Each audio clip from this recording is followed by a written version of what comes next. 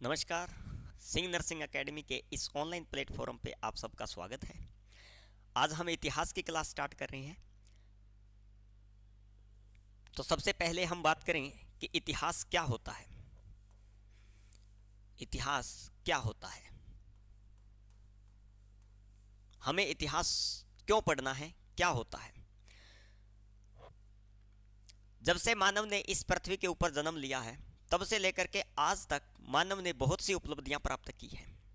मानव ने क्या किया है, बहुत सी उपलब्धियां प्राप्त की है। एक समय ऐसा था जब मानव मानव को जानता भी नहीं था, ना ही किसी प्रकार की भाषा जानता था और ना ही किसी प्रकार का व्यवहार जानता था कि किसके साथ कैसा व्यवहार करना है, ये भी नहीं जानता था। लेकिन आज आधुनिक युग के अंदर बहुत सी उपलब्धियां प्राप्त मानव कर चुका है।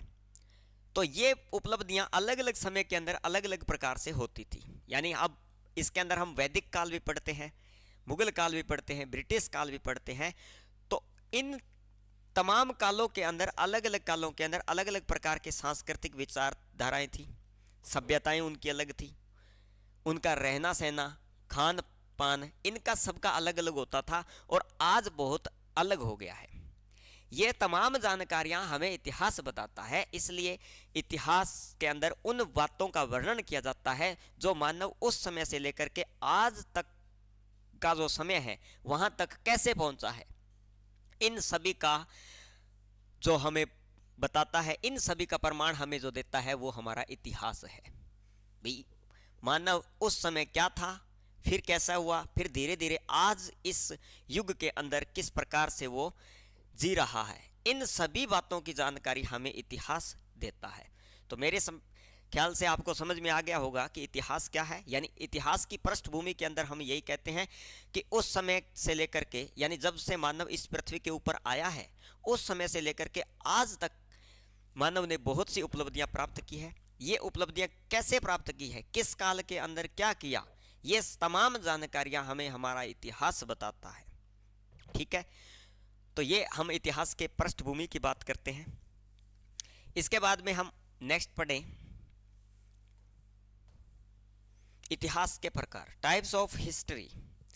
इतिहास के प्रकार, इतिहास के प्रकारों को हम तीन भागों के अंदर बांटते हैं, जिसके अंदर प्राग ऐतिहासिक काल, आधे ऐतिहासिक काल और ऐतिहासिक काल, इन तीन कालों के अंदर हम बांटते हैं।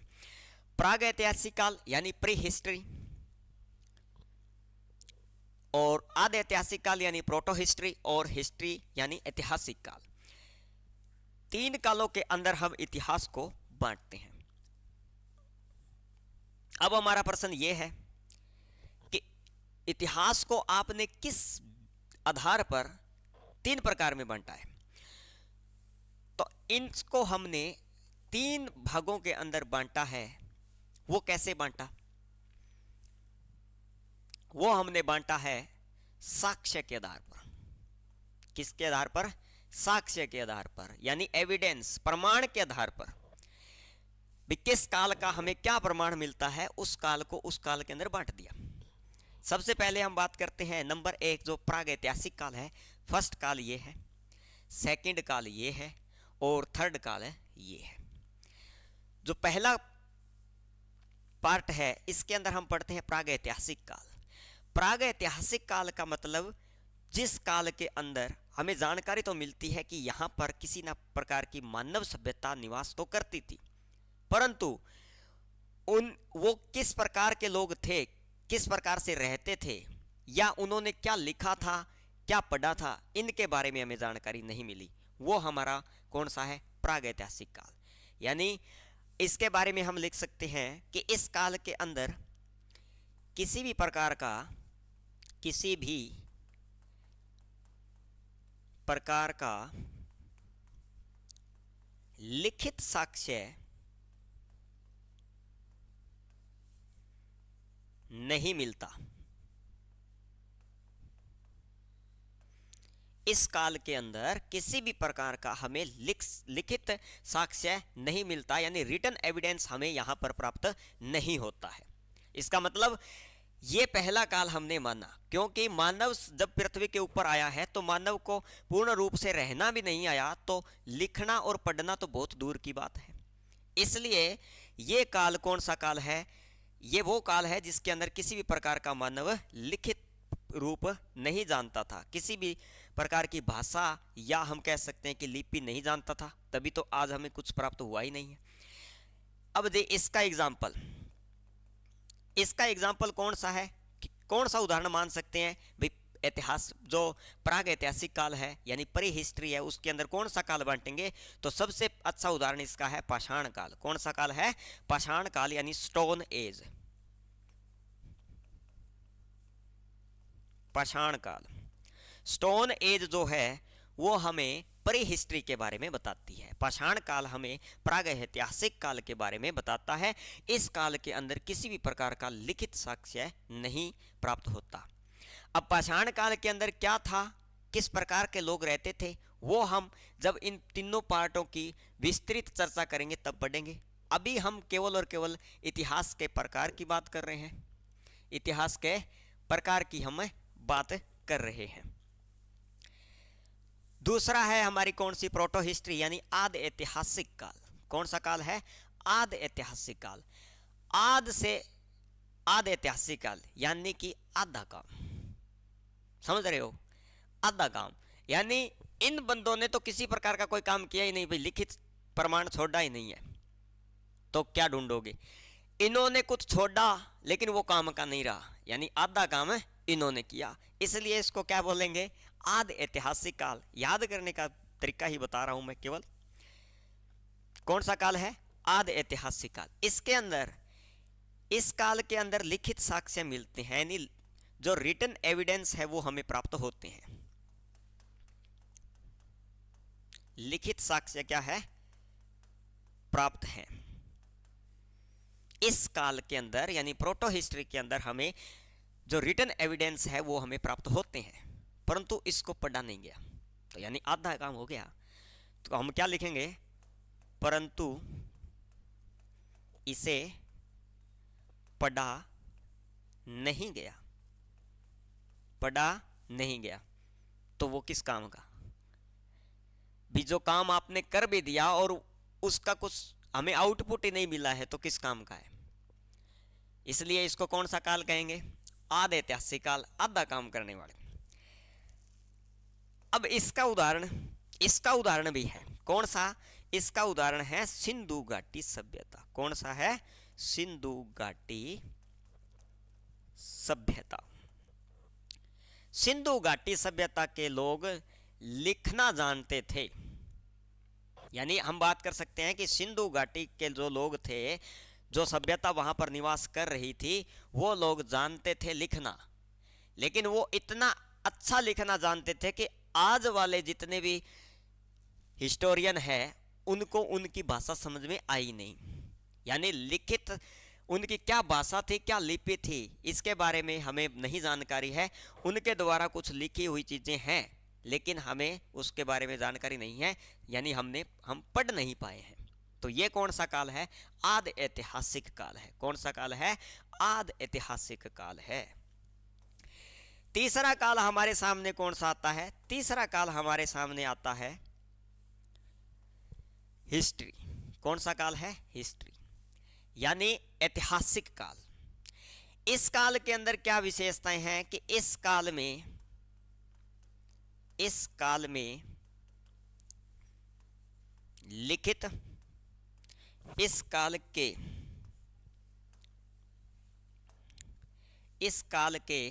लिखित साक्ष्य प्राप्त हैं और उन्हें पढ़ा भी गया है। पढ़ा भी गया है यानी जो ऐतिहासिक काल है, इस काल के अंदर हमें लिखित साक्ष्य भी मिले हैं और इन साक्ष्यों को हमने पढ़ भी लिया है। तो ये तीसरा काल कौन सा है? ऐतिहासिक काल है। कौन सा काल है? ऐतिहासिक काल। इसके जो एग्जाम्पल है वो भी है। इसके कौन से एग्जाम्पल हैं? वैदिक काल। कौन सा काल है? वैदिक काल व उत्तर वैदिक काल। वैदिक काल व उत्तर वैदिक काल।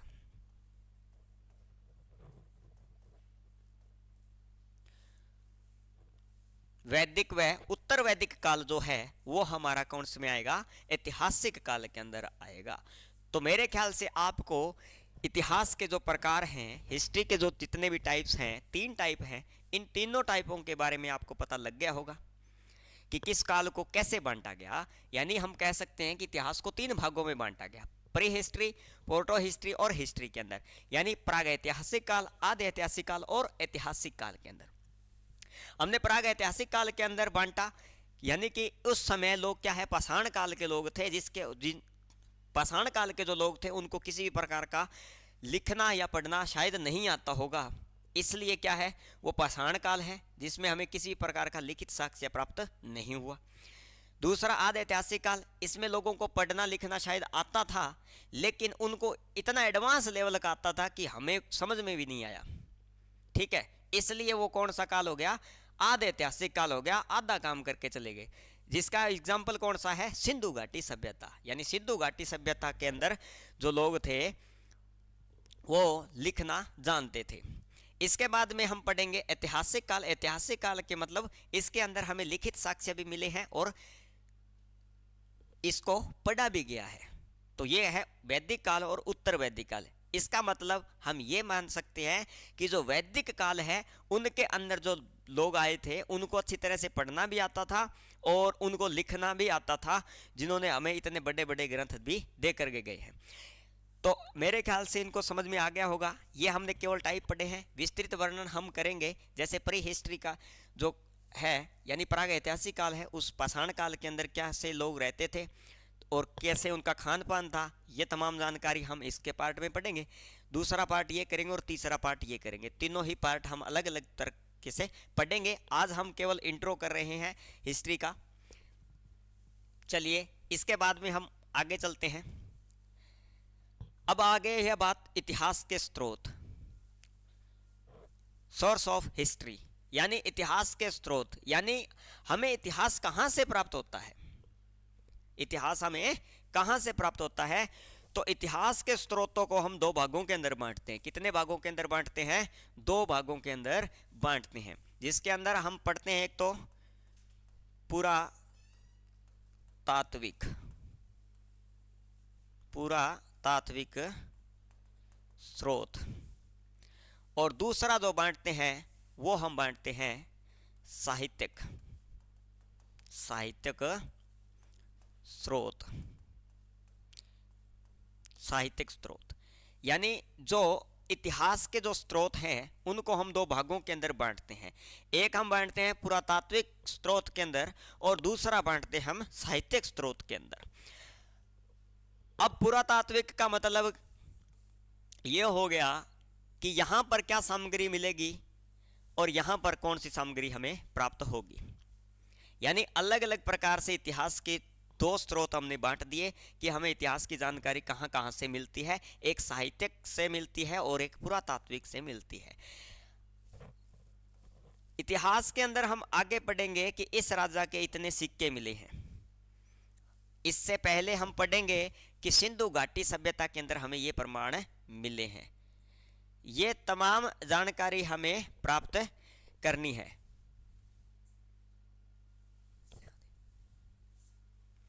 ठीक है, तमाम प्रकार के हमें जानकारी प्राप्त करनी है। अब हम बात करते हैं कि सर ये पुरातात्विक क्या है। पुरातात्विक स्रोत के अंदर हम देखिए, पुरातात्विक स्रोत के अंदर हम जैसे हमें सिंधु घाटी सभ्यता के अंदर मकान मिले हैं, ईंट मिल गई, मृत भांड मिल गए, ठीक है, मिट्टी के जो बर्तन मिल गए, या हमें कह सकते हैं कि जैसे चूड़ियाँ मिल गई। ये जितने भी प्रकार के जो स्रोत मिले हैं, जो मटेरियल मिला है, वो हमें पुरातात्विक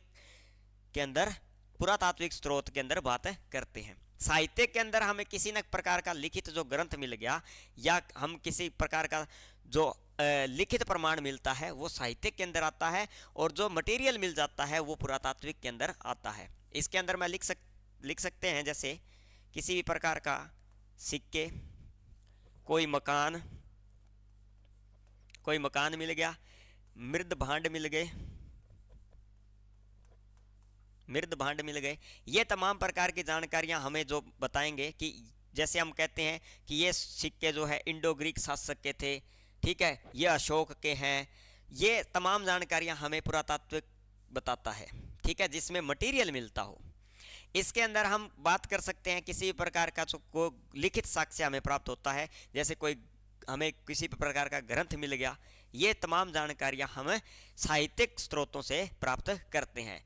तो इतिहास के जो स्रोत हैं वो दो भागों के अंदर बांटे जाते हैं, पुरातात्विक स्रोत और एक मिलता है साहित्यिक स्रोत।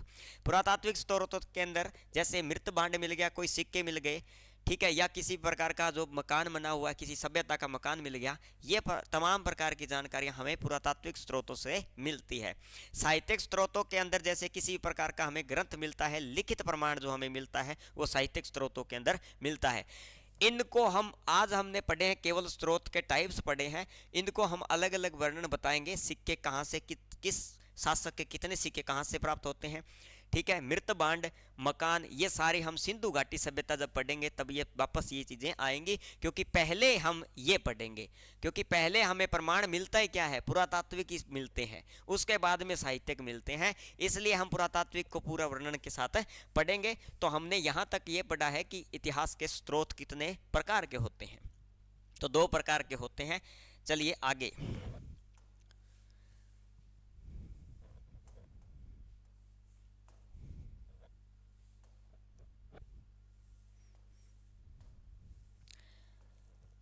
नेक्स्ट हम बात करते हैं भारतीय इतिहास की।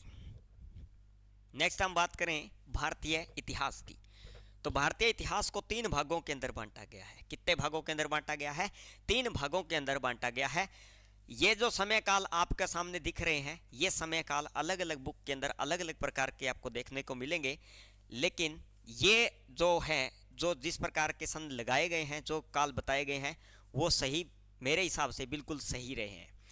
प्राचीन इतिहास, मध्यकालीन इतिहास और आधुनिक इतिहास, तीन भागों के अंदर भारतीय इतिहास को बांटा गया है, ठीक है।